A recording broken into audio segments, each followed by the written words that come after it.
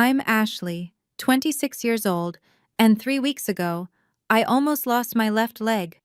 Not because of the accident, but because my family refused to help. Picture this. I'm lying in a hospital bed, watching infection crawl up my leg like a slow-burning fuse. The doctors give me 48 hours. I need $10,000 for emergency surgery, so I call my parents. Dad's response? "We just bought a boat, $45,000. Mom adds, "A limp will teach you responsibility." My sister laughs through the phone. "You'll manage." Then my 69-year-old grandmother shows up with an envelope, $800. She'd sold her late husband's woodworking tools, the only thing she had left of him. 800 wasn't enough to save my leg. But what happened next?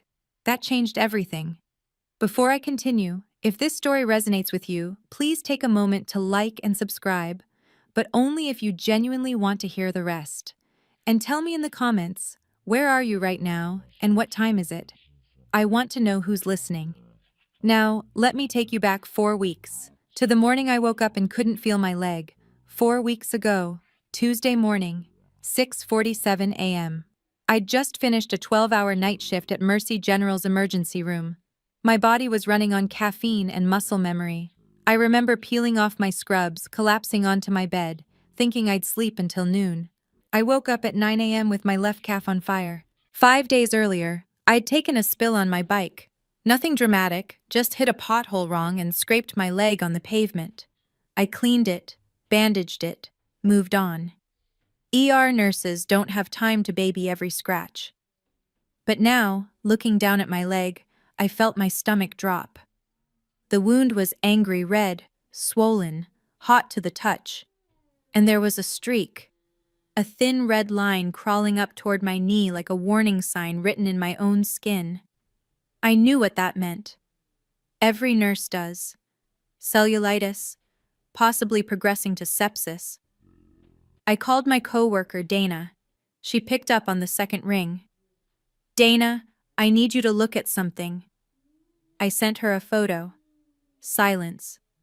Then, "Ashley, get to the ER, now. Don't drive yourself. Call an ambulance if you have to." It's that bad? That red line? If it reaches your lymph nodes, we're talking blood infection. You know this. I did know. I'd seen patients lose limbs to infections that started exactly like this. I'd held their hands and told them everything would be okay while surgeons prepared to amputate. I lived alone. No roommate, no boyfriend, no family nearby who'd pick up the phone at 9 a.m. on a Tuesday just to check on me. So I drove myself to the hospital, watching that red line in my rearview mirror like it might move while I wasn't looking. Dr. Reeves didn't sugarcoat it. "The infection is aggressive. We need to operate within 48 to 72 hours, or we're looking at osteomyelitis, bone infection." At that point, amputation becomes a real possibility. I nodded. I'd seen this movie before, just never as the patient. "The surgery," I said. "What's the cost?" He hesitated. Doctors hate talking money. "With the debridement, IV antibiotics, possible skin graft, around 15,000. Insurance? Your file shows you're in a coverage gap. New employer, waiting period." Right. I'd switched hospitals 3 weeks ago. Better pay, better hours. My old insurance ended the day I left. My new coverage wouldn't fully kick in for another month.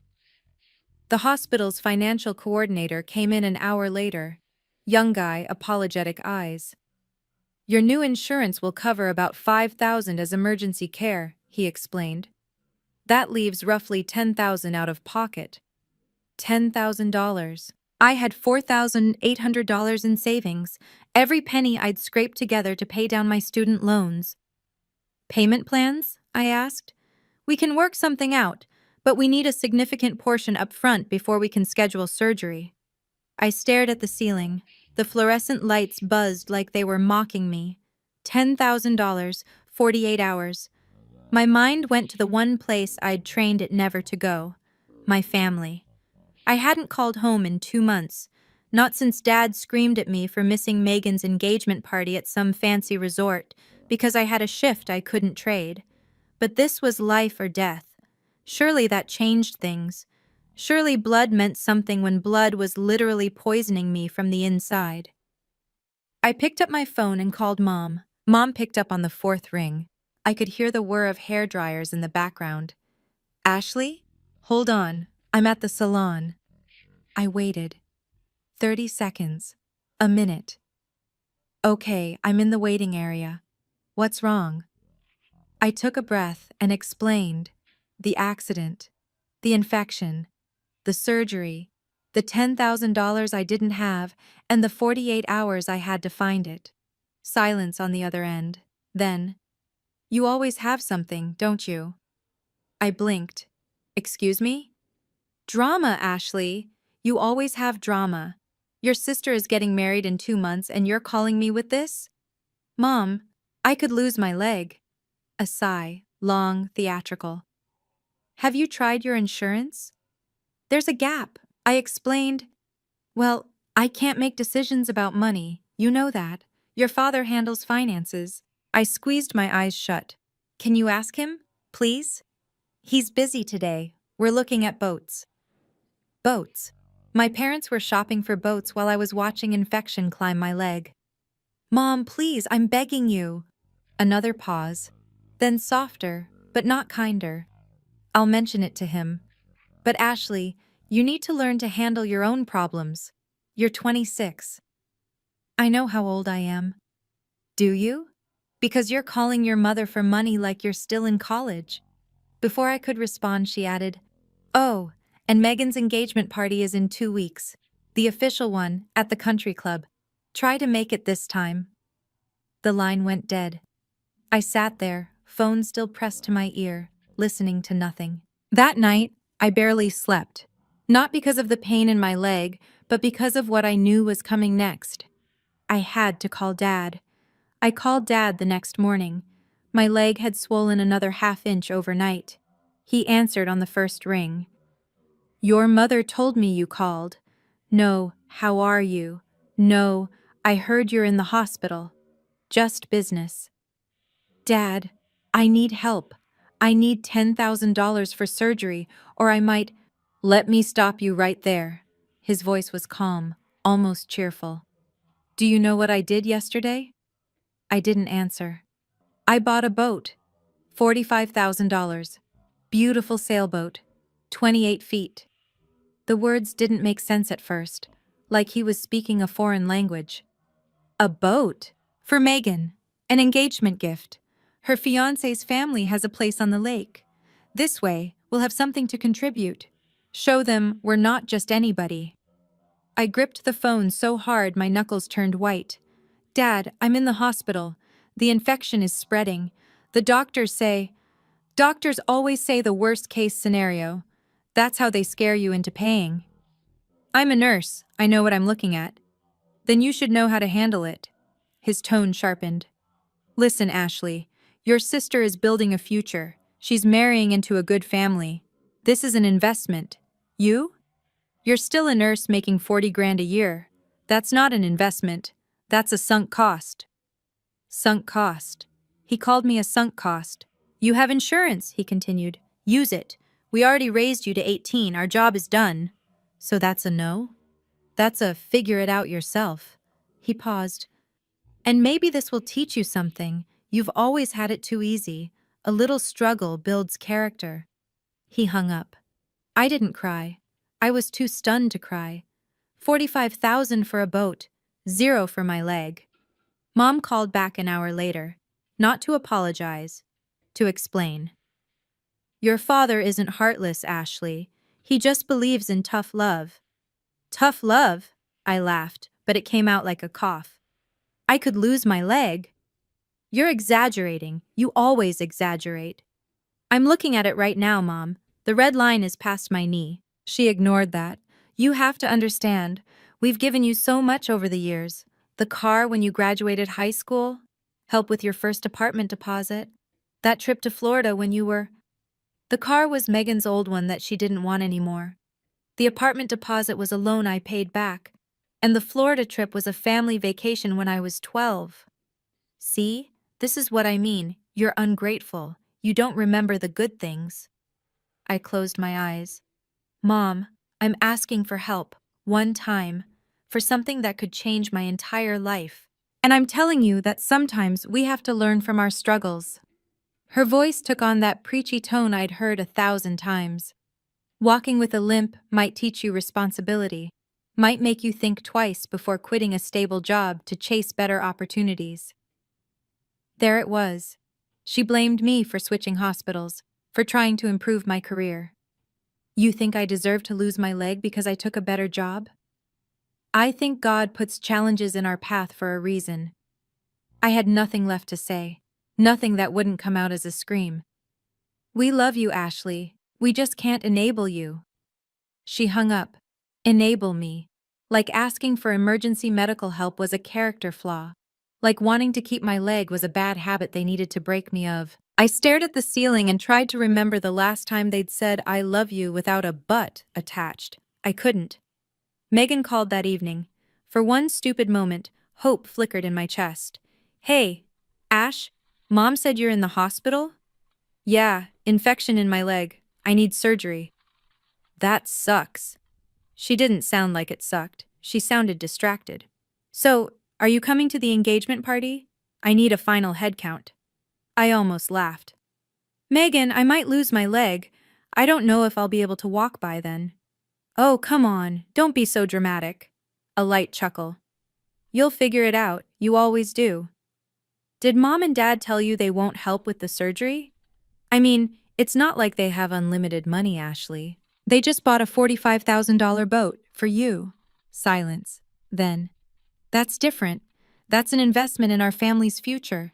Jason's parents have expectations. And my leg isn't worth investing in?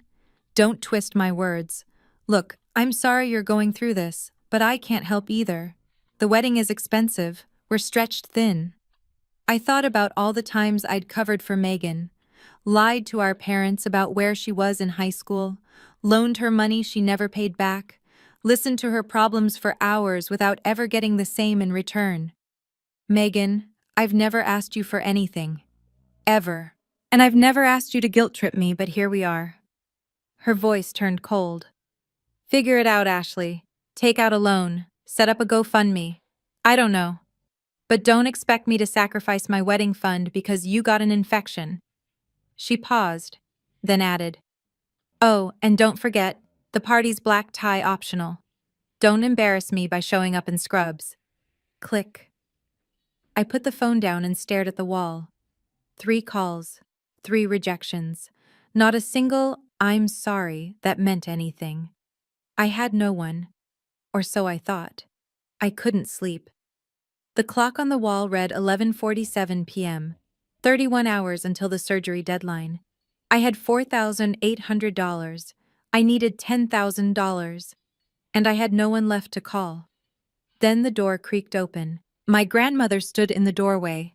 Grace Hayes, 69 years old, white hair pulled back in a simple bun, wearing a cardigan I'd seen 100 times. She looked smaller than I remembered. Frailer. Grandma? My voice cracked. How did you— Linda from church drove me. I heard what happened. She crossed the room slowly, pulled up a chair, and sat beside my bed. Her hand found mine, warm, papery, trembling slightly. Does it hurt? She asked. Not, why didn't you call me? Not, what do you need? Just, does it hurt? I started crying. Couldn't stop. She held my hand through all of it. Didn't rush me. Didn't tell me to be strong. Just let me fall apart. When I finally caught my breath, she reached into her purse and pulled out an envelope. $800, she said. I know it's not enough. Grandma, no. I sold Harold's tools, the woodworking set. My heart stopped. Those tools were sacred. Grandpa had built furniture with them for 40 years. After he died, Grandma kept them in the garage like a shrine. She'd polish them sometimes, just to feel close to him. Grandma, you can't— It's done. Her voice was firm. Linda bought them. She paid more than they're worth because she knows what they meant. She pressed the envelope into my hands. Harold would have wanted this. He loved you, Ashley. And so do I. I couldn't speak. $800 wouldn't save my leg. But in that moment, it saved something else. It reminded me that love still existed somewhere, even if it wasn't where I expected to find it. I'm going to pause here for just a moment. My parents refused $10,000, but my grandmother sold everything for 800. So I want to ask you, what would you have done? Comment grandma if you think she deserves to be treasured. Comment boundaries if you think I should have cut my parents off right then and there. And if you haven't already, please subscribe. This story is just getting started. Now let me tell you what happened next. I held the envelope like it might dissolve if I gripped too hard. Grandma, who did you sell them to? We can get them back. I can't let you. Linda Martinez from church. Grandma patted my hand. She's had her eye on Harold's tools for years, wanted to learn woodworking after her husband passed. Linda Martinez. I knew the name. She ran a small consignment shop downtown, dealt in antiques and second-hand goods on the side. She and Grandma had been friends for decades. Did she ask why you were selling? Grandma's eyes met mine, steady and unapologetic. I told her the truth, that my granddaughter needed surgery and her parents wouldn't help. My stomach dropped. Grandma, what? Should I have lied? She shrugged. Linda asked questions. I answered. She was horrified by the way. Asked me twice if I was sure about my daughter. Patricia, my mother, Grandma's own child. What did you tell her? I told her Patricia has forgotten where she came from. Grandma's voice softened, but there was iron underneath. Your mother wasn't always like this, Ashley.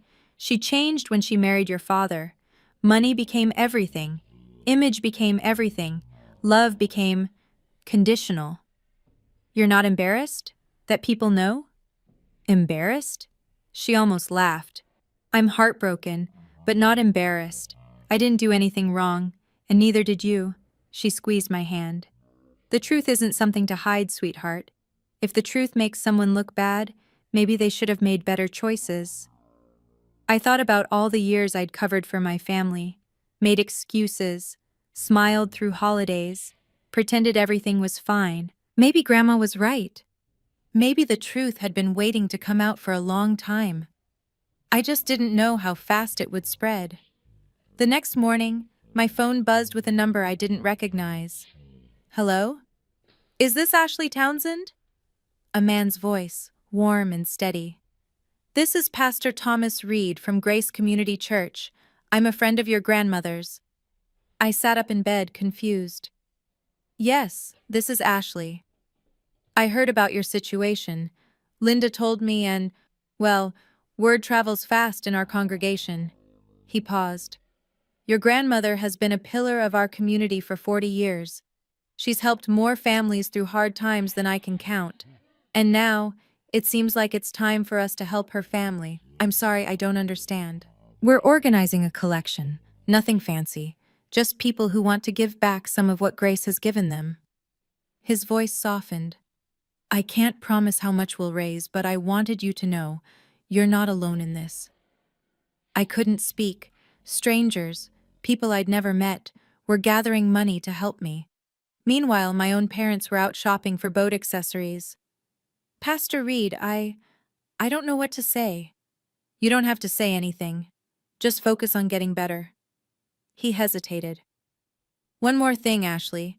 Some folks have asked if they should reach out to your parents, to explain the situation, maybe encourage them to help. My blood ran cold. What do you mean? Several people know your family. Your mother and father attend a different church, but this is a small town. People talk. The walls felt like they were closing in. If this got back to my parents, if they found out the whole community knew what they'd done. Pastor, I'm not trying to cause trouble, I know. His voice was gentle. But I had to ask. What would you like us to do? The question hung in the air like a grenade with the pin half pulled. I lay awake that whole night thinking about Pastor Reed's question. Every instinct told me to protect my family. That's what I'd always done. When Dad yelled at waiters, I apologized on his behalf. When Mom said something cruel at Thanksgiving, I changed the subject. When Megan took credit for my ideas, I let it go. Keep the peace. Don't rock the boat. Be the good daughter. But look where that had gotten me. Lying in a hospital bed, leg rotting, while the people who were supposed to love me bought a boat. I thought about Grandma selling Harold's tools, giving up the last piece of her husband to scrape together $800, while her own daughter, my mother, couldn't be bothered to skip a salon appointment. I picked up my phone and called Pastor Reed. "I've made a decision," I said, "about what you asked. I'm listening.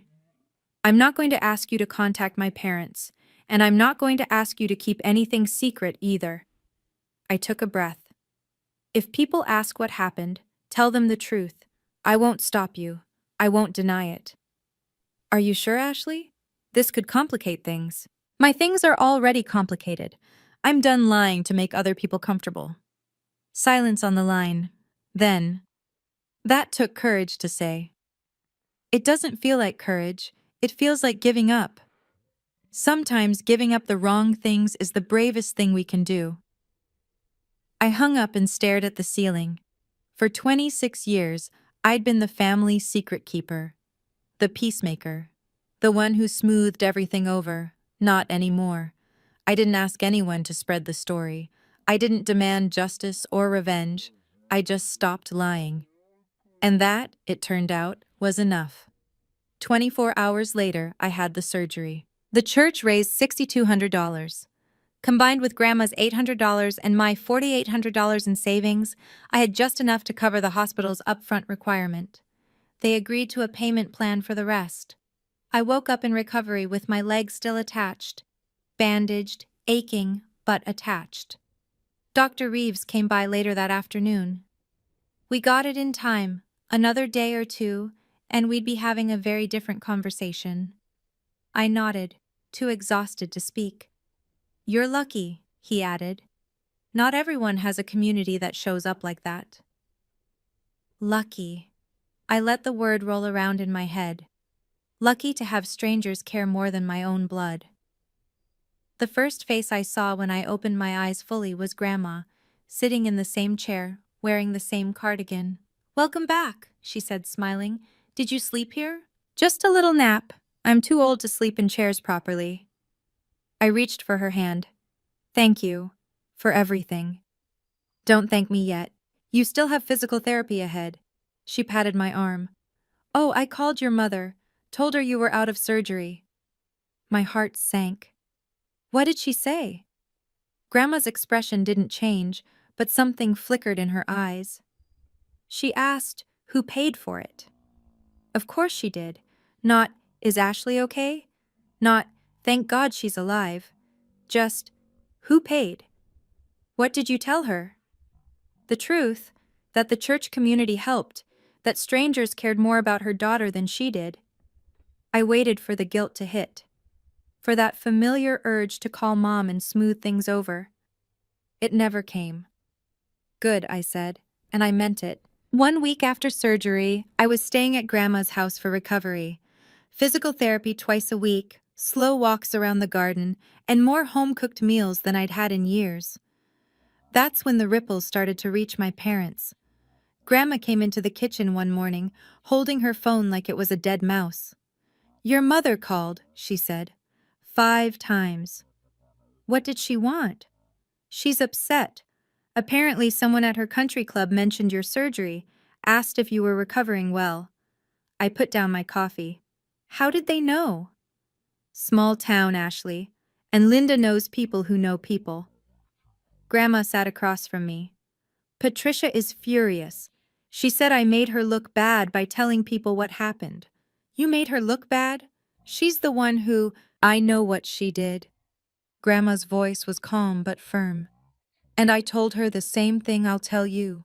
If the truth makes you look bad, maybe don't do bad things." I almost laughed. Almost. Later that day, my phone buzzed with a text from an unknown number. "Hey, Ashley. It's Derek, your uncle." I heard about what happened. I'm sorry, really sorry. Uncle Derek, Dad's younger brother. I'd barely seen him in years. There was some ancient tension between him and Dad that no one talked about. Can I call you? I typed back. He did, 10 minutes later. I want you to know, he said. I had no idea what Richard and Patricia were thinking. A boat over your surgery? That's... He trailed off. That's not okay. I didn't know you were keeping tabs on the family.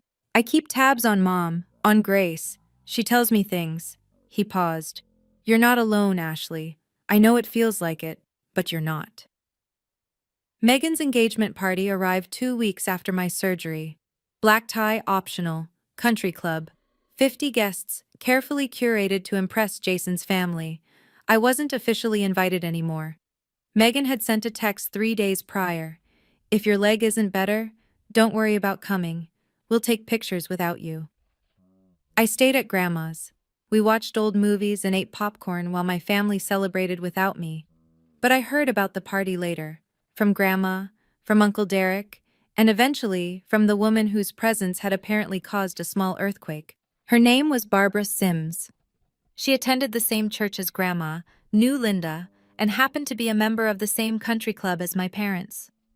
During cocktail hour, Barbara approached my mother with a smile. Patricia, lovely to see you. How's Ashley doing after her surgery? Mom's face apparently went white. She's fine. Just a minor procedure. Minor? Linda said she nearly lost her leg.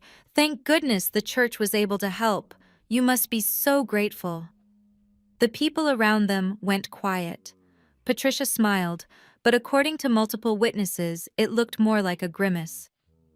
There were some miscommunications, Mom said carefully. But yes, we're very grateful for the community support. Miscommunications? Barbara tilted her head. Linda mentioned Ashley asked for help and couldn't get it from anyone in the family. Dad appeared at that moment, sensing trouble. Barbara, he said tightly, always a pleasure. Richard, I was just asking Patricia about your younger daughter. Terrible situation. But I suppose these things happen when priorities get mixed up.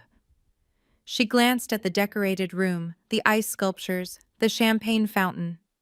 Anyway, lovely party. She walked away.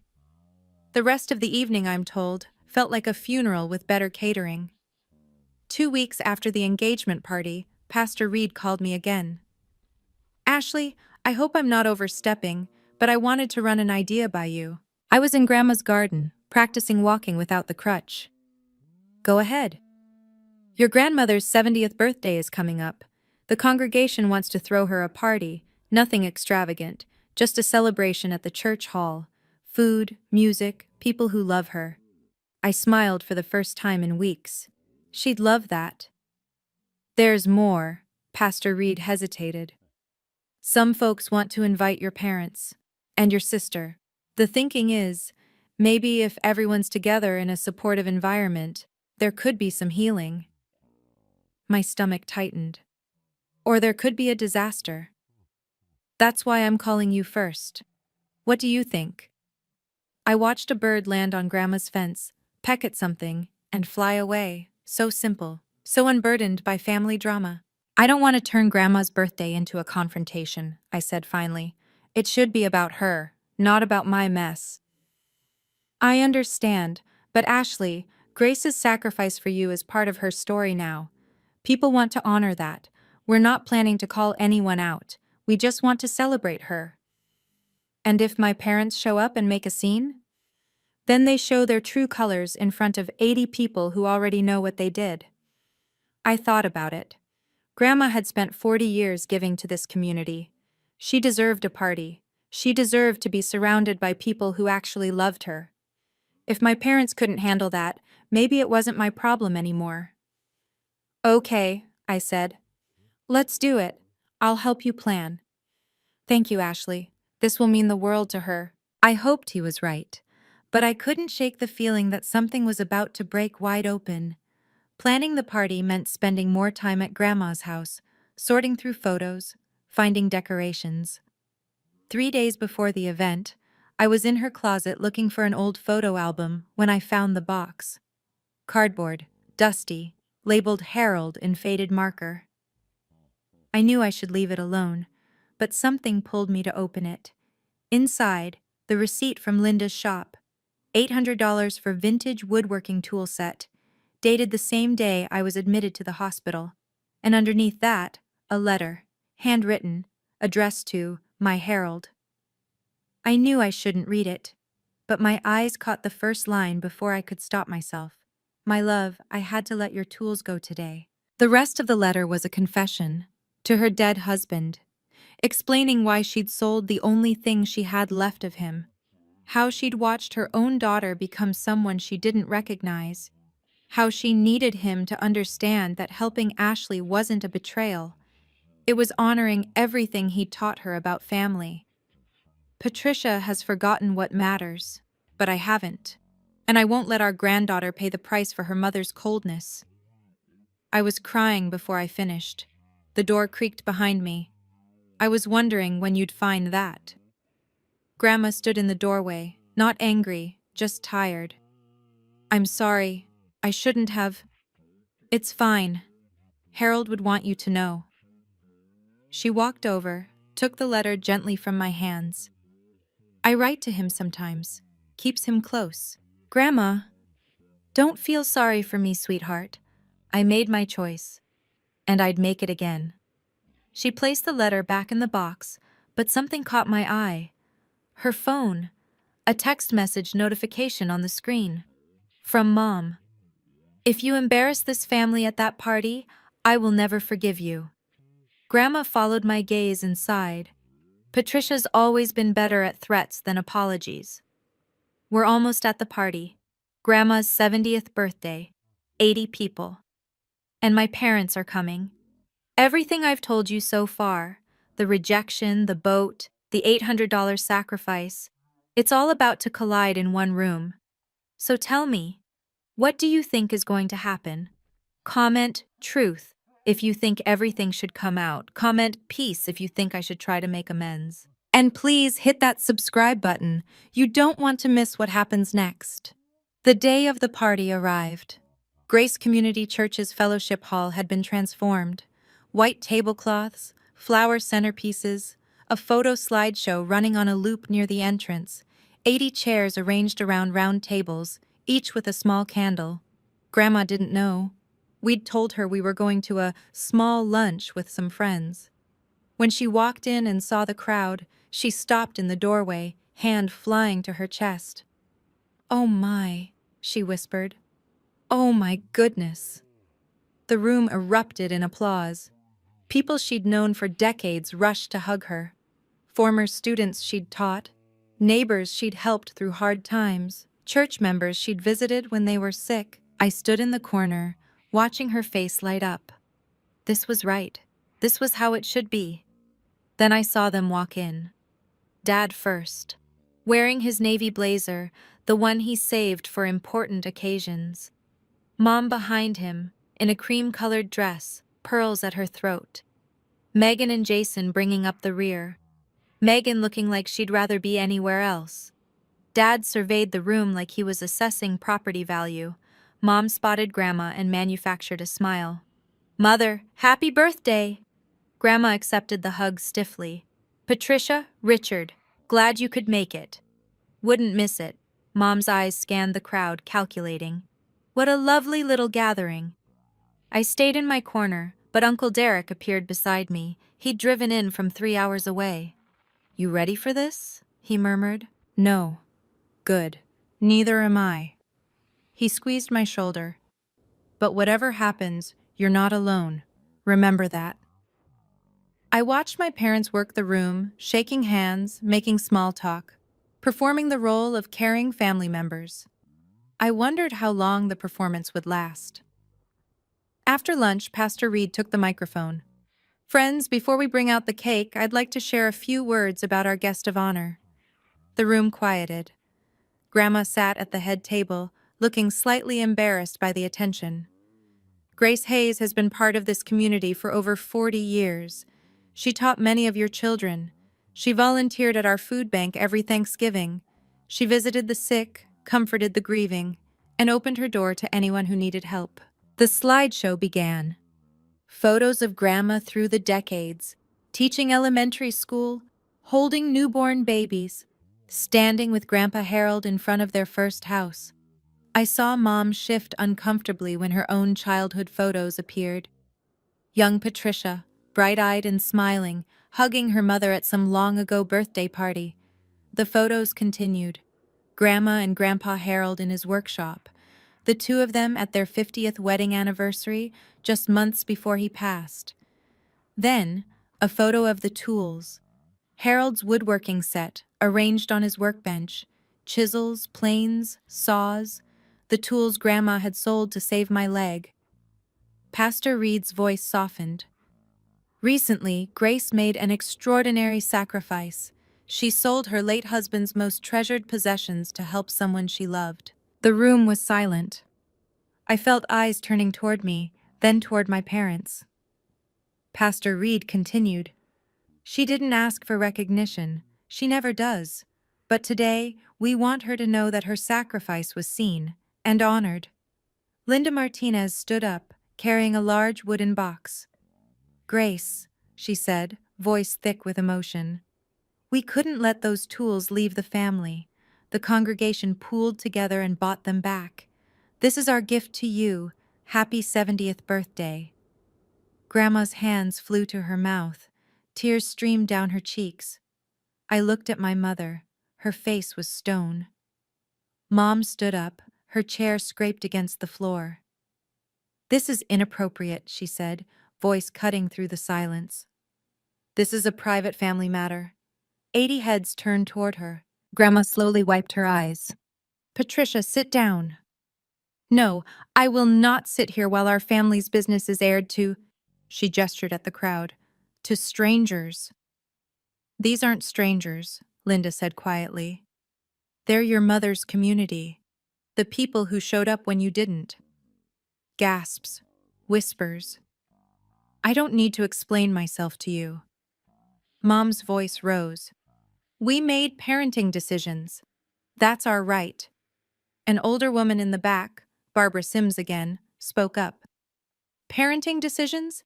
Your daughter nearly lost her leg. And she didn't, Mom snapped. She's fine. Everyone's fine. So why are we… She's fine because other people helped.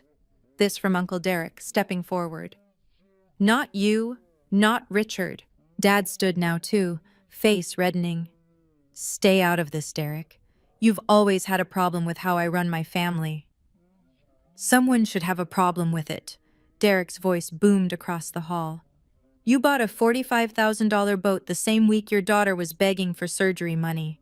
A boat, Richard, for a party trick, while Ashley was watching infection climb her leg. The room exploded in murmurs. Megan tugged at Jason's sleeve, whispering urgently.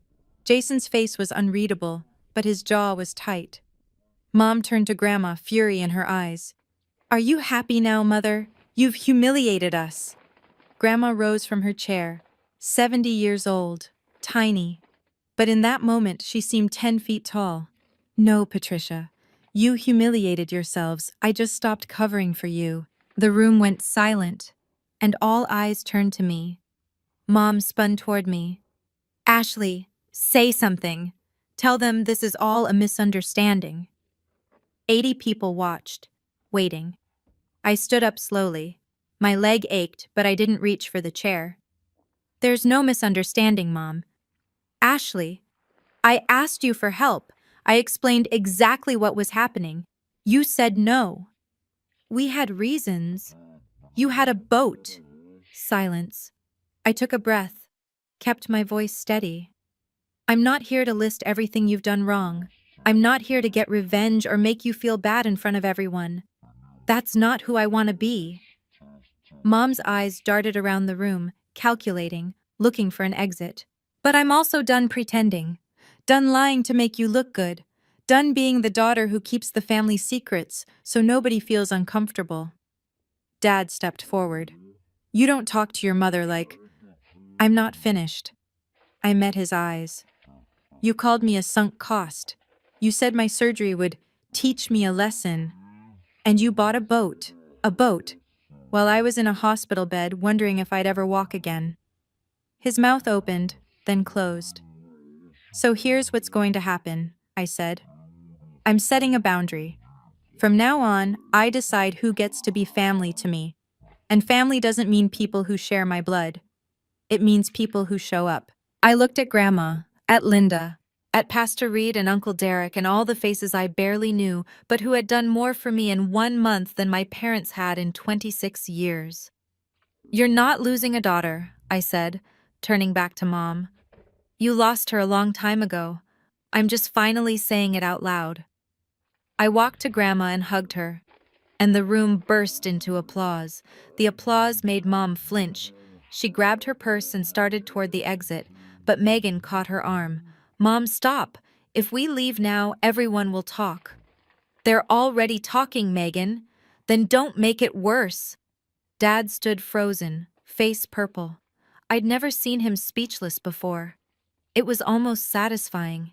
Jason was the unexpected variable. He stepped away from Megan, walked toward me. Ashley. His voice was quiet, respectful.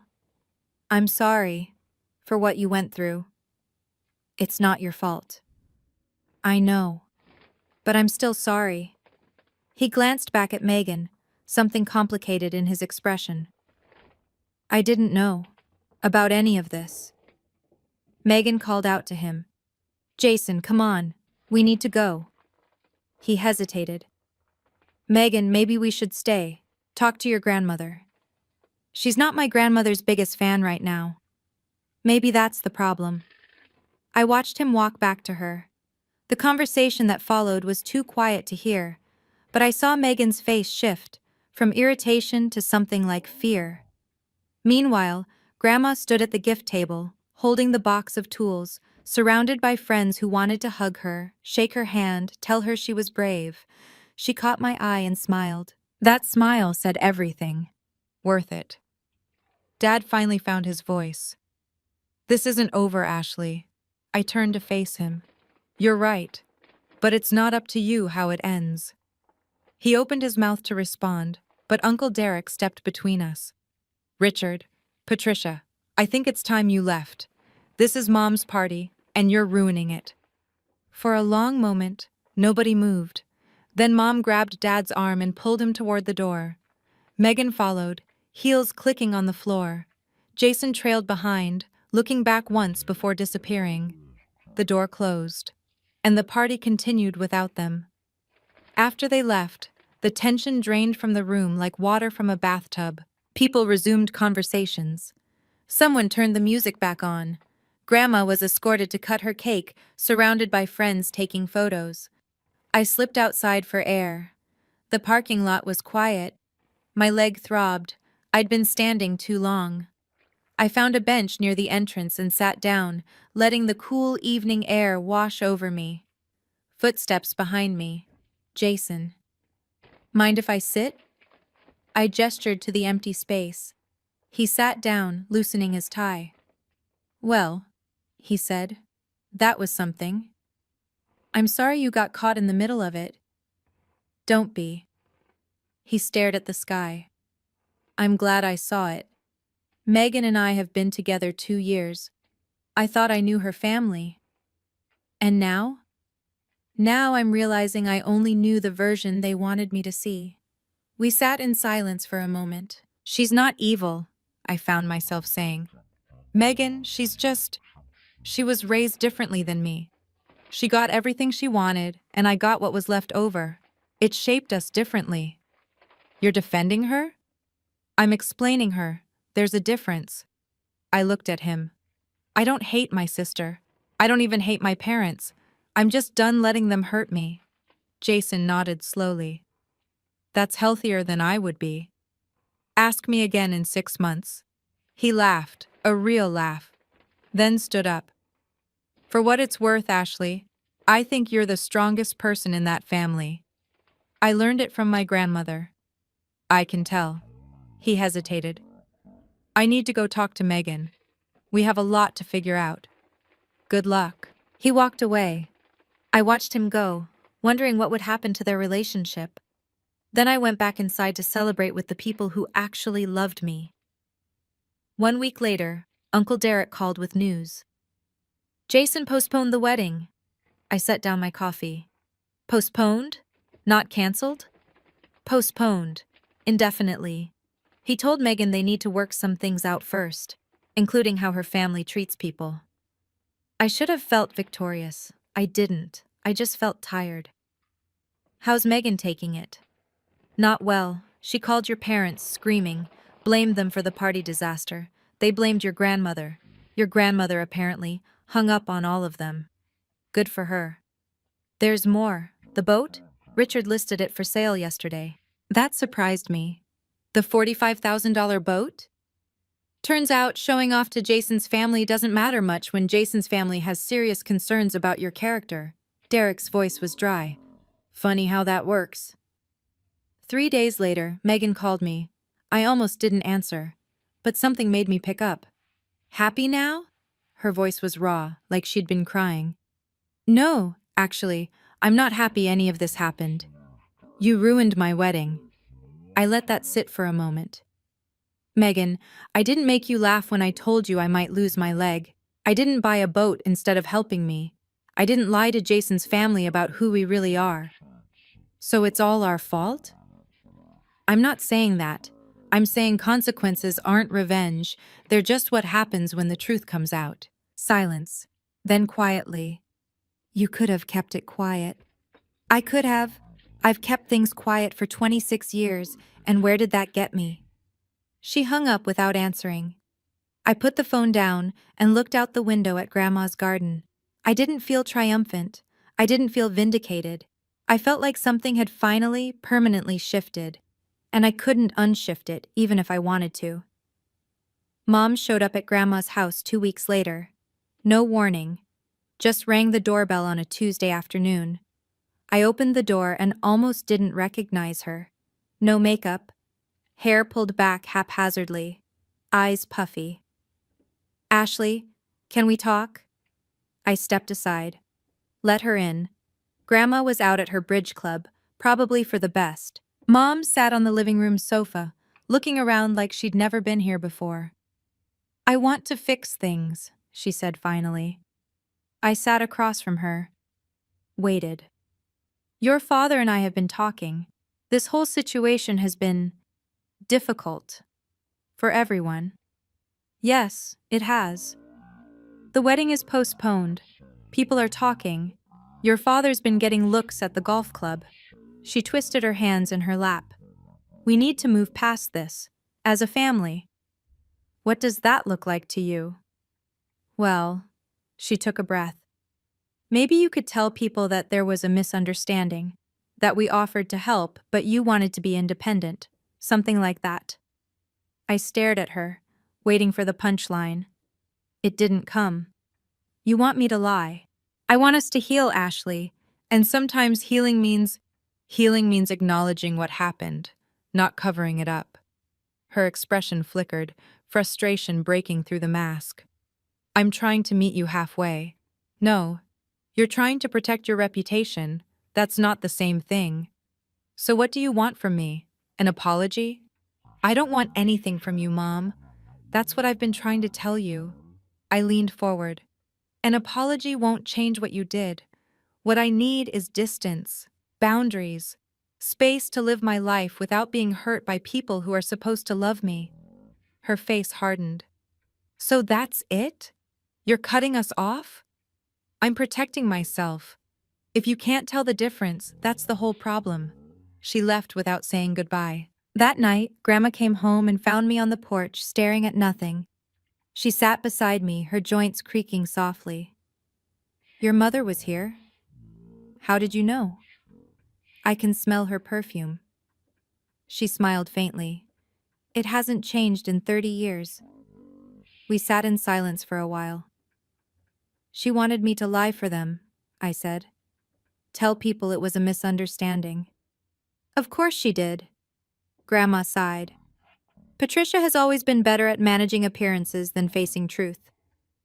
Were you surprised when she became like this? Grandma thought about it. Yes and no. She wasn't always this way, Ashley.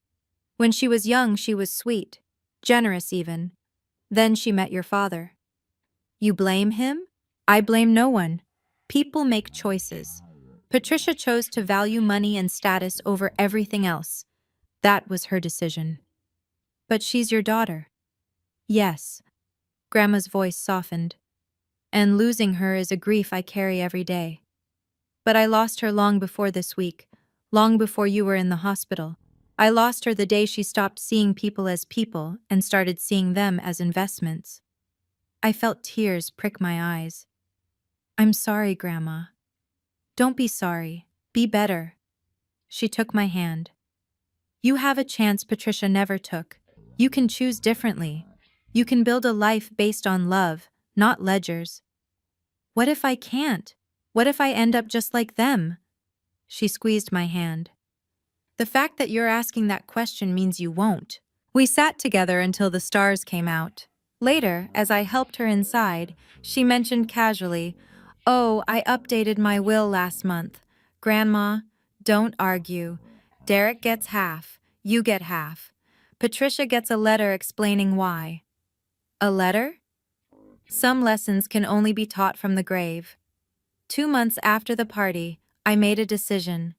Grandma, I want to move in. Officially.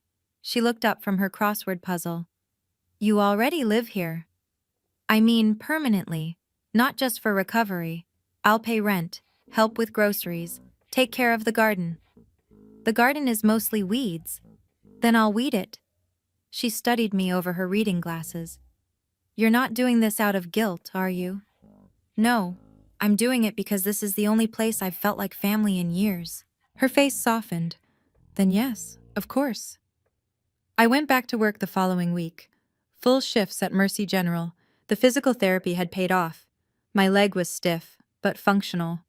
I'd never run marathons, but I could walk, stand, do my job.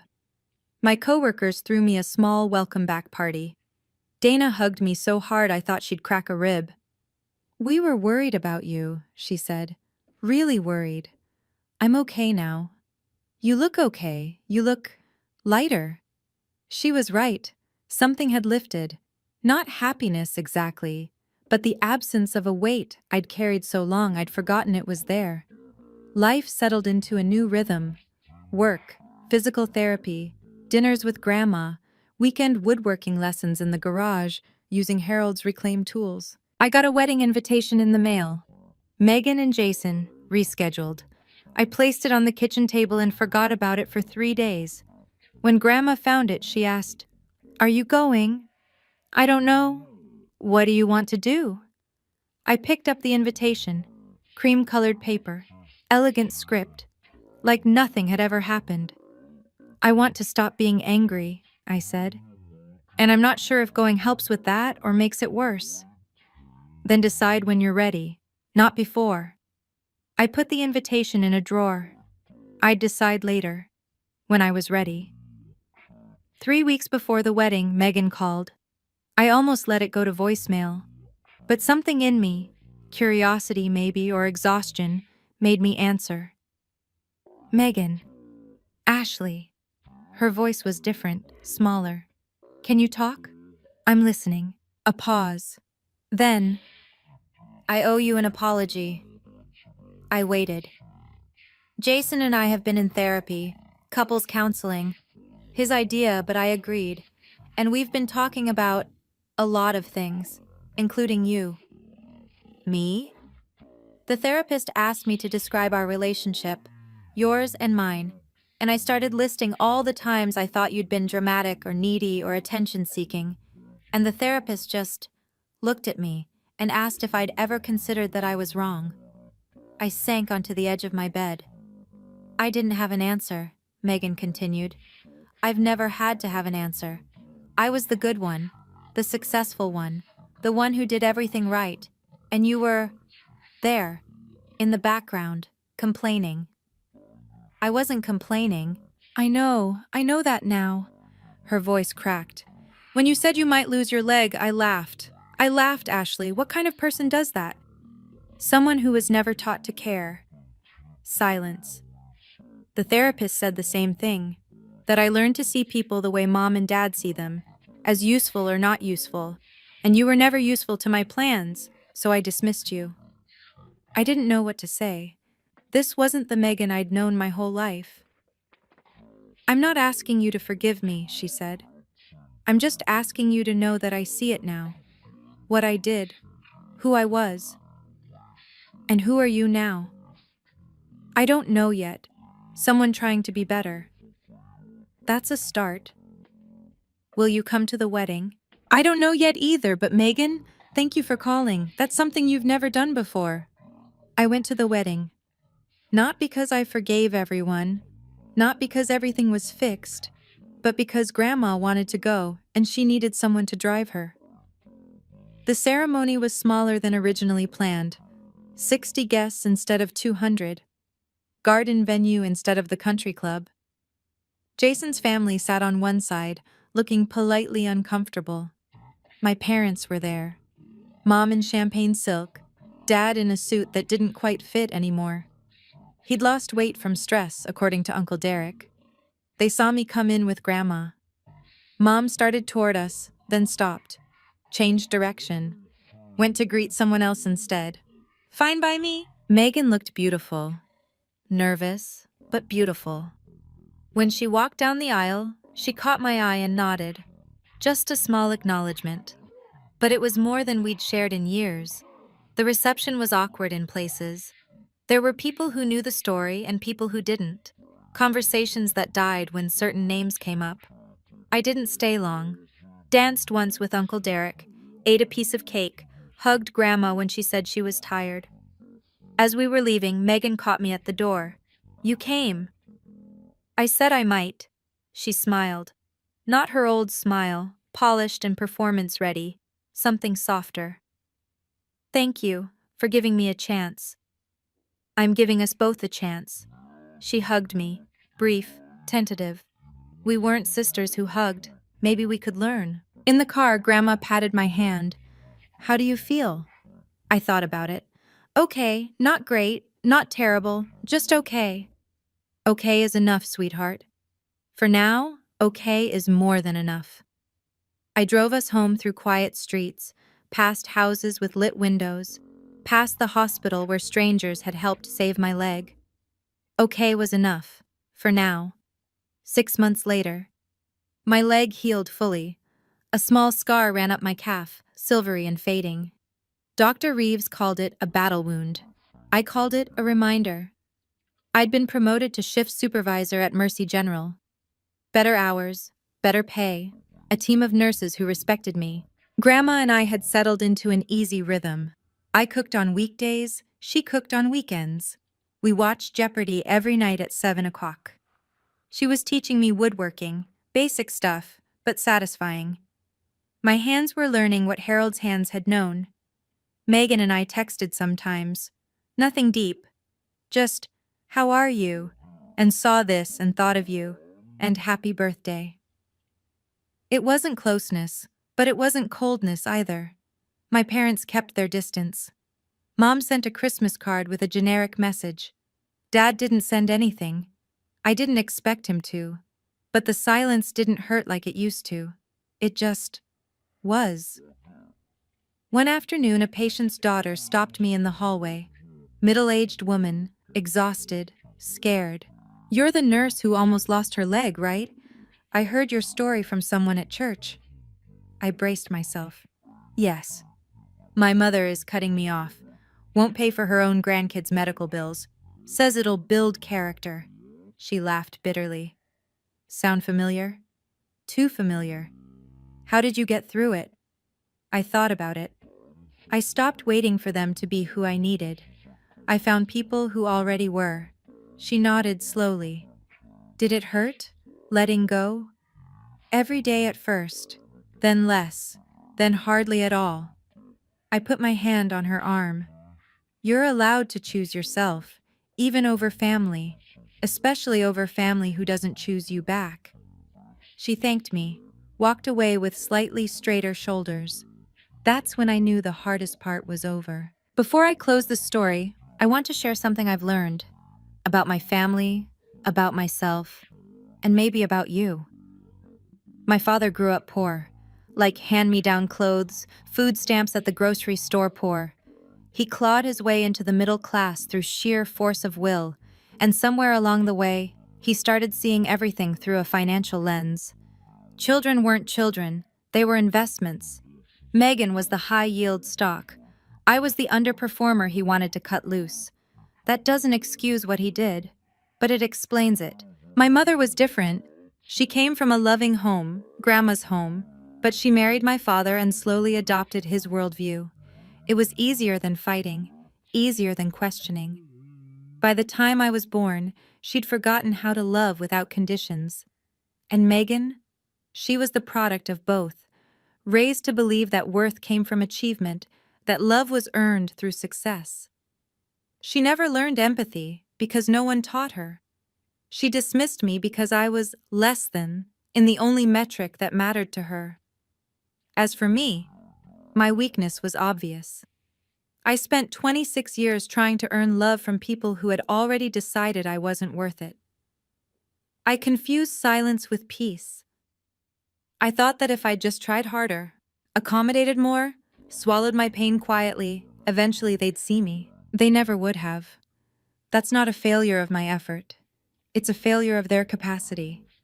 If any of this sounds familiar to you, if you've ever been the overlooked one, the scapegoat, the family member who could never quite measure up, hear me when I say this. You are not broken. You are not unlovable. You are not a sunk cost. Setting boundaries isn't betrayal, it's survival. And choosing yourself, even when it means losing people who share your blood, is the bravest thing you can do. Family isn't always the people you're born to. Sometimes it's the grandmother who sells her treasures to save you, the strangers who donate because they've heard your story, the friends who show up when blood relatives walk away. That's my story. Thank you for walking through it with me. If you've made it this far, please like, subscribe, and share this with someone who might need to hear it. In the description, I've linked another story about boundaries and healing. Check it out if this resonated with you. And if you have a story of your own, of setting boundaries, of finding real family, drop it in the comments. I'd love to hear it. Until next time.